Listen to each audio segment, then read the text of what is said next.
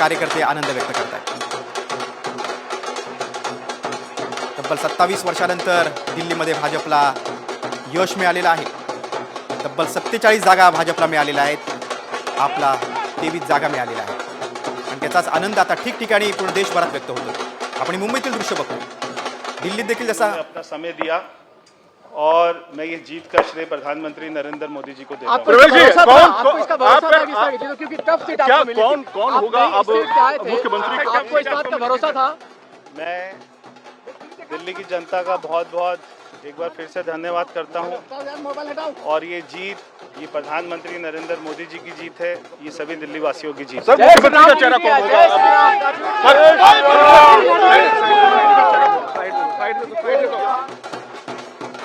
पण ऐकले, दिल्लीतल्या सगळं श्रेय त्यांनी पंतप्रधान नरेंद्र मोदींना दिलेलं आहे। आपण आता सध्या दृश्य बघतोय ती आहेत मुंबईतली भारतीय जनता पार्टीच्या कार्यालयाबाहेर अनेक कार्यकर्ते जमलेले आहेत। पंतप्रधान नरेंद्र मोदींचा फोटो आणि भाजपचा झेंडा उंचावत आपला आनंद व्यक्त करतायत, एकमेकांना पेढे भरवत ढोल ताशांच्या गजरात जल्लोष करतायत। जसा दिल्लीत जल्लोष सुरू आहे भाजपच्या कार्यकर्त्यांचा, तसाच जल्लोष मुंबईत देखील आहे। मुंबईत भाजपच्या कार्यालयाबाहेर जल्लोष सुरू आहे, कारण दिल्लीत आता भाजपची सत्ता येणार आहे। हरियाणामध्ये भाजपनं विजय मिळवला, त्यानंतर महाराष्ट्राच्या विधानसभा निवडणुकीत देखील भाजपनं विजय मिळवला आणि आता दिल्लीत देखील भाजपने मुसंडी मारली।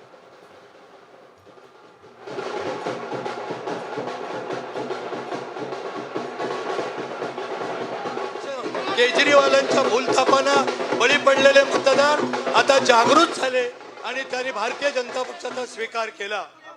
असं काय सांगाल, घवघवीत यश हे यशस्वी पंतप्रधान नरेंद्र मोदीजी यांच्या नेतृत्वाची लहर अजूनही चालू आहे।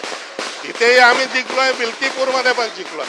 हा पंतप्रधान नरेंद्र मोदींचा विजय आहे, भारतीय जनता पार्टीचा विजय आहे। केजरीवालला वाटत होतं कोणी हरू शकत। आपण दिल्लीतील देखील एक दृश्य बघतोय, मनीष सिसोदिया हे पराभूत झालेले आहेत। आपच्या दिग्गज नेत्यांचा पराभव झाला, अरविंद केजरीवाल पराभूत झालेत।